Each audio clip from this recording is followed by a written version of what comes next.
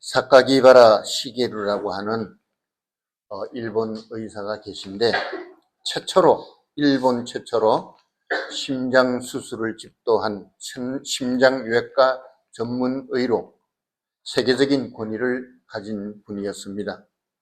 그는 매일 아침 7시 30분부터 제자들을 모아놓고 단팥빵을 아침 대용으로 나누어 먹으면서 그들의 연구 결과를 들으면서 토론을 하도록 했습니다. 어느 날 심장기형으로 인한 폐동맥 협착증, 팔로사정증이라고 하죠. 일본어로는 파로시조시오라고 하는데 이 병명에 대해서 얘기를 하다가 마지막에 의사 2년 차인 초년병 하나가 일어나서 발언을 시작했습니다. 사카기바라 선생님의 수술을 받은 환자들은 아무도 살지 못했다는 폭탄적인 말을 터뜨린 것입니다.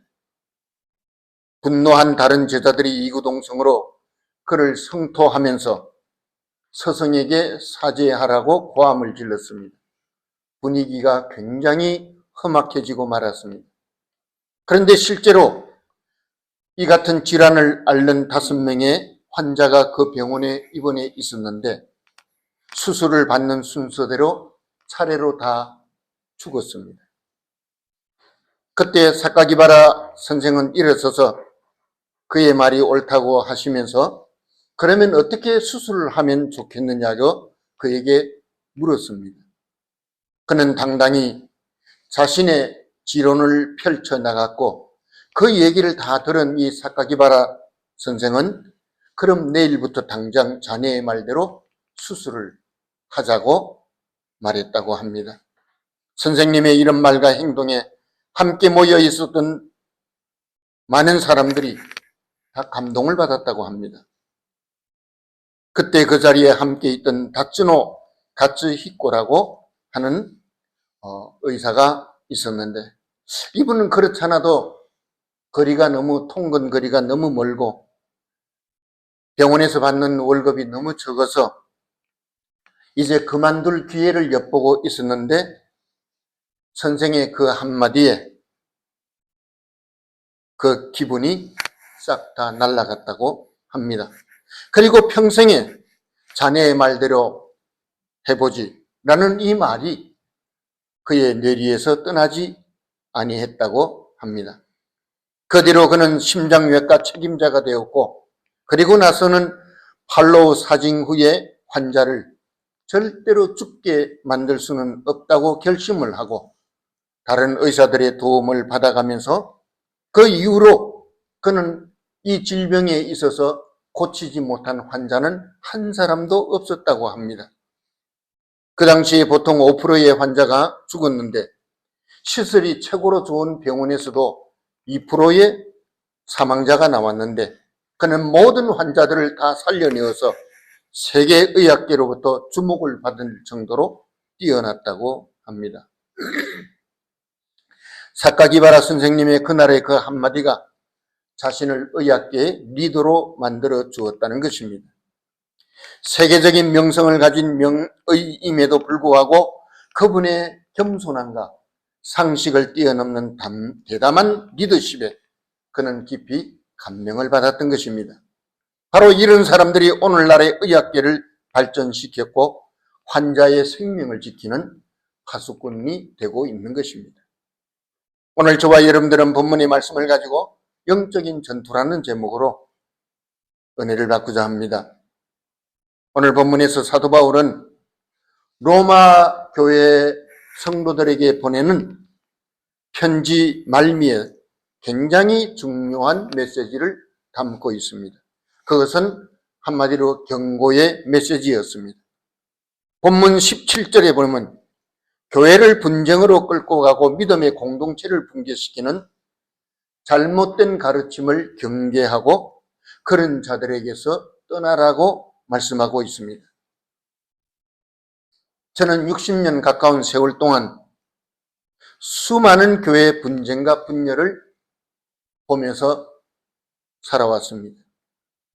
그 결과는 이런 분쟁과 분열이 있을 때마다 교회는 물론이고 너무 많은 사람들이 마음의 고통과 믿음의 항해를 파선당하기도 하고, 나중에 들려오는 소식에 의하면 이렇게 교회를 어지럽힌 사람들이 결국은 하나님의 심판을 받더라 하는 내용입니다. 그러고 보면 우리 교회도 40여 년의 역사를 지나오고 보니 위험한 고비가 몇 번 있었습니다. 교회를 혼란과 고통에 빠뜨리려는 사람들이 결국은 교회를 떠났고, 그들이 떠난 뒤에 들려온 소식도 들었습니다. 그렇다면 오늘 본문에서 배운 교훈을 거스르는 사람들이 누구입니까? 가장 핵심적인 것은 복음과 율법을 혼합시켜서 진리의 말씀을 왜곡하는 율법주의자들, 다시 말해서 유대인들이었다는 사실입니다. 그들은 목마른 사슴이 시냇물을 찾던 그런 심정으로, 갈급한 마음으로 교회를 찾아온 사람들 앞에 그치게 하는 것이 되고, 오늘 본문의 말씀처럼 함정이나 장애물을 설치하고 그들로 하여금 구원에 이르는 길을 넘어가지 못하도록 만든 사람들입니다. 분명히 그들은 교회의 존속을 위협하는 세력으로, 그들의 배후에는 누가 있을까요? 에베소서 2장에 기록된 공중권세 잡은 악한 세력들이 있다는 사실입니다. 그렇다면 이런 문제를 해결하는 방법이 무엇입니까? 본문은 그들을 살펴보고 그들에게서 떠나라고 했습니다. 이유가 무엇입니까? 18절에 보니 그들은 교활한 말과 아첨하는 말로 순진한 자들의 마음을 미혹한다 했습니다. 이 순진하다는 말 우리가 잘 쓰잖아요. 그런데 사실 이게 순진하다는 것은 어떻게 보면 연약하다는 뜻도 되는 것입니다. 다시 말해서 사람들을 대할 때 남들도 다 자기와 같은 마음을 가지고 있다고 생각하는 사람. 내가 정직하니까 남들도 정직하게 살겠지. 나에게 양심이 있으니 저 사람들도 양심은 있을 것이라고 생각하고, 내가 법을 잘 지키고 있으니 저 사람들도 법을 잘 지키는 사람들일 것이라고 착각하는 것입니다. 그런데 현실은 어떻습니까? 우리가 그렇게 생각하고 순진하게 살아가면 오히려 악한 자들의 먹잇감이 된다는 사실입니다. 예수님도 마가복음 12장 40절에 보면 이런 사람들, 교회 가운데서 가부의 가산을 삼키는 자라 했고, 마태복음 23장 25절에서는 탐욕과 방탕으로 가득 찬 사람들이라 그랬습니다. 이렇게 가부의 가산도 삼키고 방탕과 탐욕으로 가득한 이 유대주의자들, 복음을 혼란하고 혼잡하게 만드는 사람들이 율법으로 겉으로는 거룩한 척 포장을 하고 있지만 속에는 탐욕과 개인의 유익만을 추구하는 자들로, 예수님의 말씀 그대로 이 사람들은 두 주인을 섬기는 자들인 것입니다. 다시 말해서 재물과 하나님을 겸하여 섬기는 자들이었습니다. 제가 어제도 제가 쓴 신명기 책을 가지고 묵상을 했는데, 그 신명기에서 반복해서 경계하는 것이 뭐냐?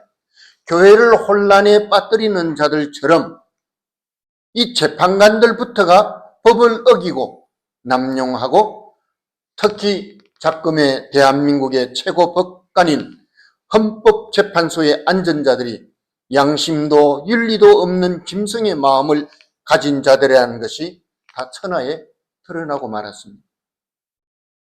이와 같은 사람들의 정체가 무엇입니까?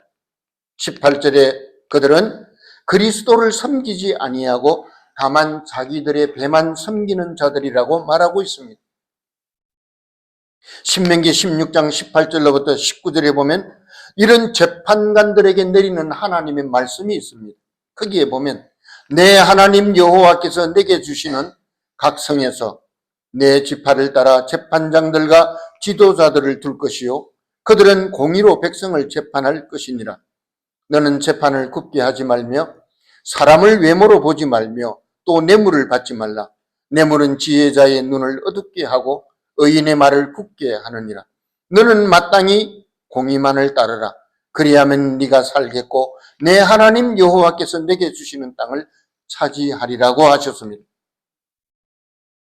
재판관들이 하나님의 말씀을 어기고 거짓말하고 뇌물을 받고 굽게 재판을 한다면 이 사람들은 자기 자신들뿐만 아니라 자기 자자손손까지 멸망의 무덤을 하는 것이라는 것입니다.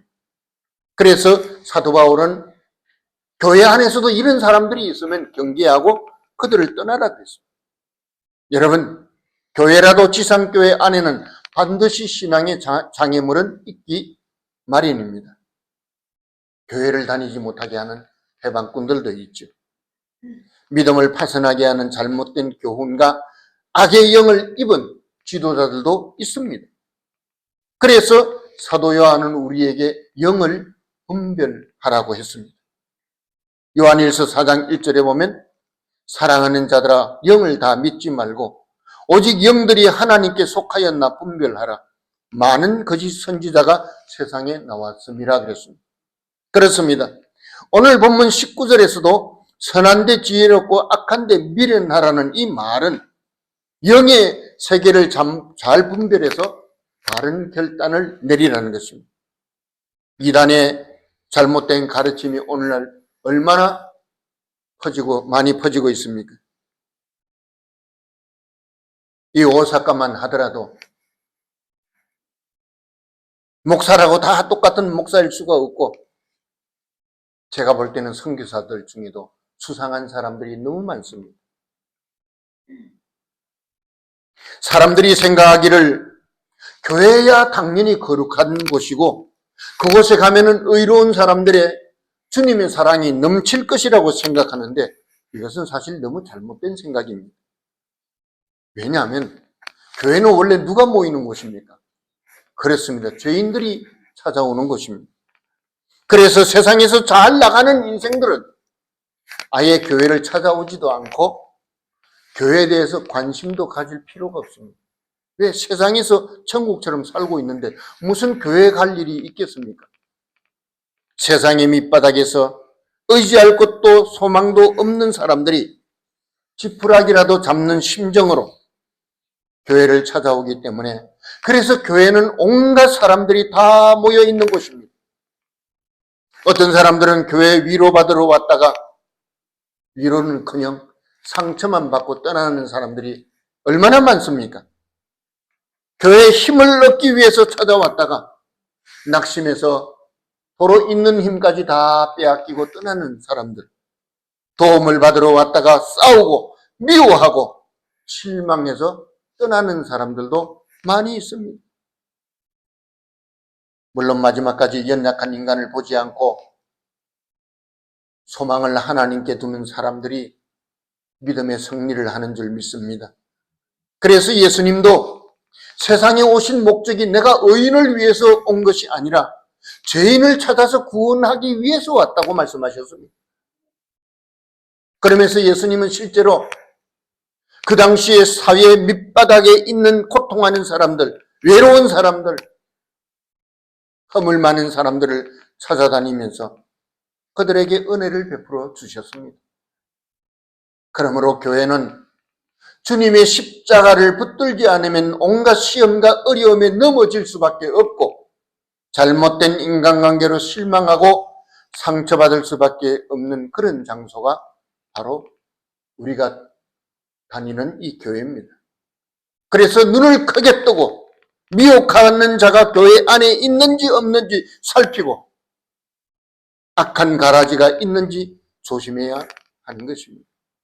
사도 바울은 이 문제를 해결하기 위해서 어떻게 했습니까? 19절에 보니까 선한데 지혜롭고 악한데 미련하기를 원한다고 했습니다.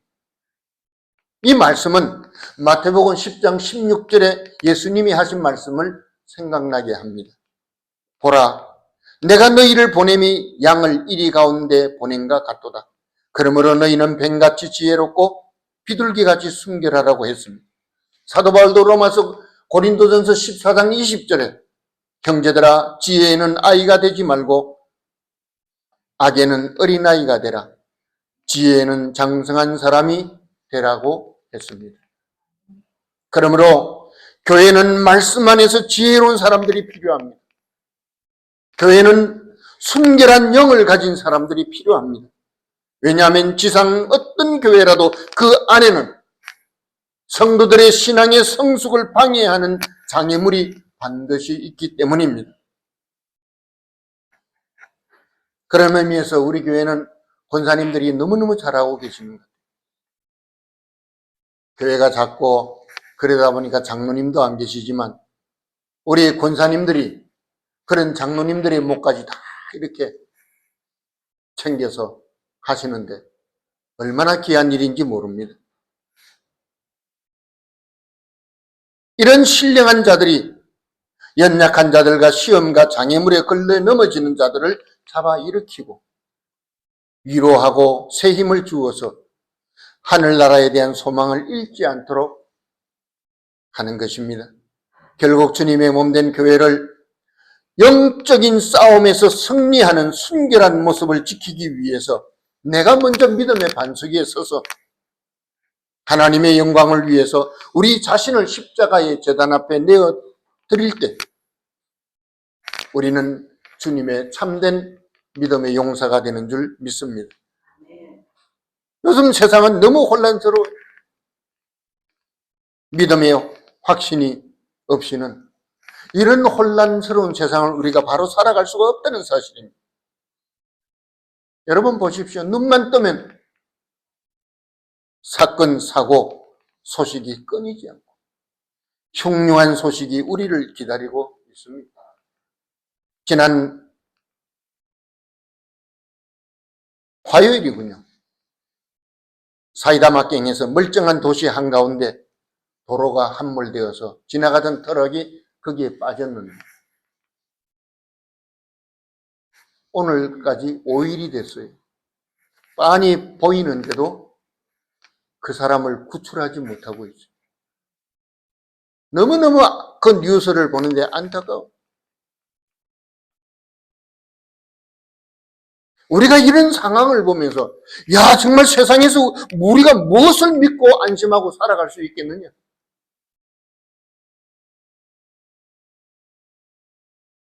그런데 오늘 본문 마지막 부분에 보면은 무슨 말씀이 나옵니까? 평강의 하나님께서 속히 사탄을 너희 발 아래에서 상하게 하시리라 그랬습니다. 사도 바울은 굉장히 강경한 어조로 마지막 부분에 이렇게 말하고 있습니다. 여러분, 지금까지 말씀드린 교회를 어지럽히고 성도들을 미혹하는 이 교사들의 배후에는 사탄의 세력이 있다는 것을 말하고 있는 것입니다. 그야말로 요한계시록에 기록된 그 종말에 일어날 내용을 말씀하고 있는 것처럼 보입니다. 우리가 성경을 첫 번부터 쭉 이렇게 읽어 내려가다 보면 창세기 서두에서 뭐가 나오죠? 인간을 유혹하는 사탄의 유혹이 나옵니다. 사탄은 인간을 유혹해서 영원한 저주와 사망 가운데 가두려고 했습니다. 거기서부터 뭐가 시작되었어요? 영적인 전쟁이 시작된 것입니다. 에덴 동산에서부터 영적인 전쟁은 지금까지 이어져 내려오고 있는 것입니다. 인류는 영적인 싸움에서 결코 자유로울 수가 없습니다. 그래서 창세기 3장 15절에 뭐라고 말씀하고 있습니까? 내가 너로 여자와 원수가 되게 하고 내 후손도 여자의 후손과 원수가 되게 하리니 여자의 후손은 내 머리를 상하게 할 것이요 너는 그의 발꿈치를 상하게 할 것이라 그랬어요. 이 창세기 3장 15절의 말씀은 우리 기독교 신앙에 굉장히 중요한 말씀이에요. 왜냐하면 성경에서 첫 번째로 메시아에 대한 말씀을 하고 있는 구절이기 때문입니다. 객관적으로 보면 이 여자는 단순히 하와를 지칭하는 것 같지만 그 실제적인 의미는 우리의 구원자 예수 그리스도를 말씀하고 있는 것입니다. 그런데 거기에 보면 뭐라고 말씀하고 있습니까? 여자의 후손이 있다. 이것은 당연히 예수 그리스도로 말미암아 구원받는 하나님의 백성인 우리를 가리키는 것입니다. 그런데 또 뭐가 나와요? 사탄의 후손이 있다는 거예요. 사탄에게도 후손이 있대요. 그들이 과연 누굴까요? 로마 교회를 포함한 주님의 몸된 교회를 혼란과 파괴로 몰아넣는 믿음의 사람들을 유혹하고 구원의 역사를 방해하려는 온갖 거짓 교사들과 악한 무리를 지칭하는 것입니다. 제가 지난번에도 말씀드렸지만 대한민국 1만 교회를 코로나 방역 핑계로 문을 닫게 만든 그 문재인 정권, 민주당 세력, 또 이재명을 지원하는 공산 세력들이야말로 사탄의 후손이 아니고 무엇이냐 하는 것입니다. 코로나가 처음에 막 시작됐을 때 문재인이 막 중국 사람들을 한국에 들이기 시작했어요. 오죽하면 의사협회에서 들고 일어나서 제발 중국 사람들 좀 못 들어오게 하라고. 의사들이 들고 일어났는데도 그거 싹 다 무시했어요. 그래서 계속 중국 사람들 들어와요. 알고 보니까 부정선거를 저지르기 위해서 중국에서 사람들을 막 들여오기 시작한 것이 이번에 다 드러났어요. 그 덕분에 1만 교회가 대한민국에서 사라졌어요.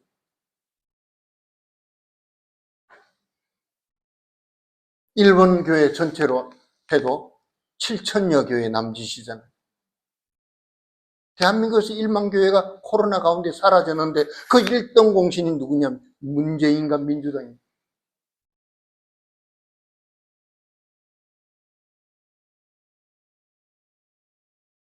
그들은 자신들의 목적을 성취하기 위해서 대한민국의 온 국민과 교회를 상대로 지금 싸우고 있는데 문제는 그들이 걸어온 싸움이 뭐냐? 영적인 전쟁이라는 것을 대부분의 사람들이 생각하지 못하고 있다는 것입니다. 아, 이거는 이념 전쟁이야. 왼쪽과 오른쪽이 서로 싸우는 거야. 아, 이거는 정치적인 헤게모니야. 어? 누가 이 권력을 붙잡을까? 거기에 대한 싸움이야. 그렇지 않습니다. 이거는 영적인 전쟁입니다.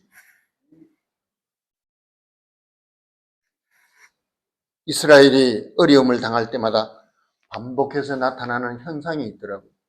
여러분 성경을 처음부터 끝까지 쭉 읽어가 보면은 그게 반복해서 나타나는 현상이 있어요. 뭐냐? 이스라엘이 위기가 올 때 정치 지도자들 타락. 그들이 타락합니다. 도덕적으로, 종교적으로 타락합니다. 그런데 그것보다 더 무서운 현상은 종교 지도자들의 타락과 사법부의 재판관들의 부패와 폐악질이었습니다. 한번 여러분 성경 읽어보십시오. 그런데 이것은 이스라엘뿐만 아니라 어느 시대, 어느 나라나 똑같은 현상이었어요. 위기 때마다 나타나는 그런 현상이 지금 대한민국에서 일어나고 있습니다. 정말 생각하면 등골이 서늘할 지경이에요. 밤에 잠이 안 올 정도. 내란의 수괴가 대통령 윤석열이가 아니라 이재명입니다. 근데 그 이재명이가 여러분 인터넷 검색하면 금방 올라와요. 그가 호언장담하는 말이 있습니다.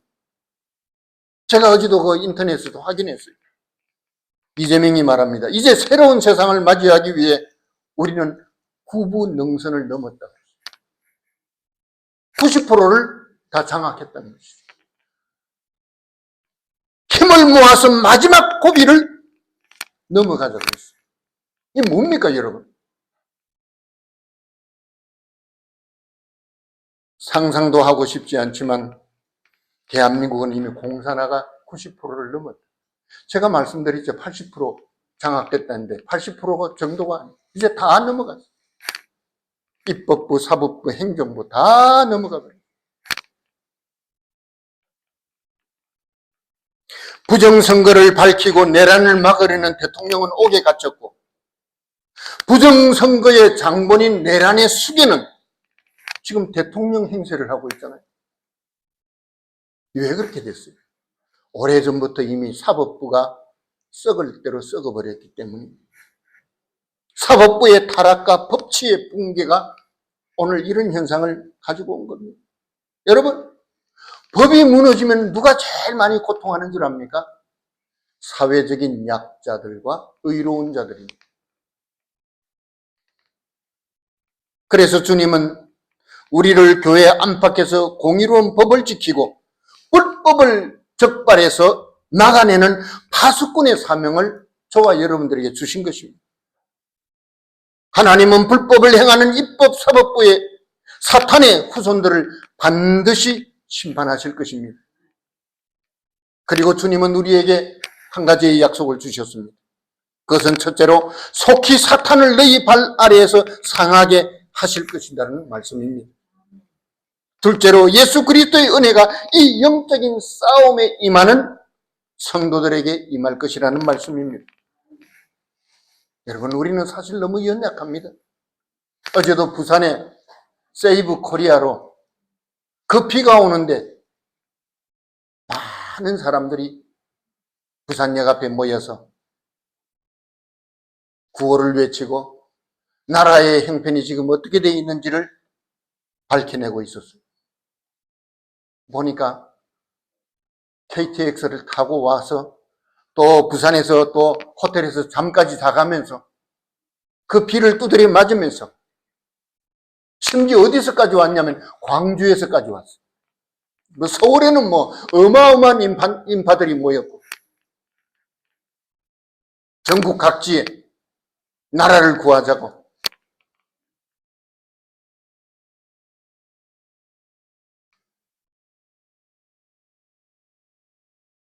여러분, 우리는 약하지만 한번 생각해 보십시오.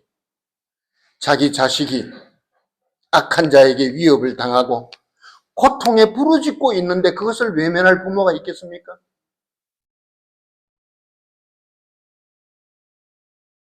하나님도 마찬가지예요. 우리가 하나님께 부르짖고 이런 어려움에서 건져달라고 호소하는 자기 자녀를 하나님이 외면하지 아니하실 것입니다. 오히려 위로의 말씀을 주셨어요. 요한계시록 20장 10절에 보니까 또 그들을 미혹하는 마귀가 불과 유황못에 던져지니 거기는 그 짐승과 거짓 선지자도 있어 세세토록 밤낮 괴로움을 받으리라 그랬어요. 우리는 지금 영적인 싸움판 한가운데 있습니다. 이 싸움은 이미 에덴 동산에서부터 시작된 싸움입니다.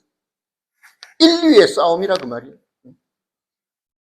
지금 막 그냥 비행기가 막 불타고 추락하고 충돌하고,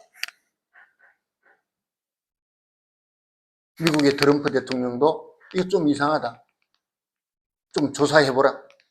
제가 볼 때도 너무 이상한 거예요. 일어나서는 안 될 일들이 계속해서 일어나고 있는 이유. 그러나 저는 그런 사건들을 종말의 시그널로 보는 것입니다.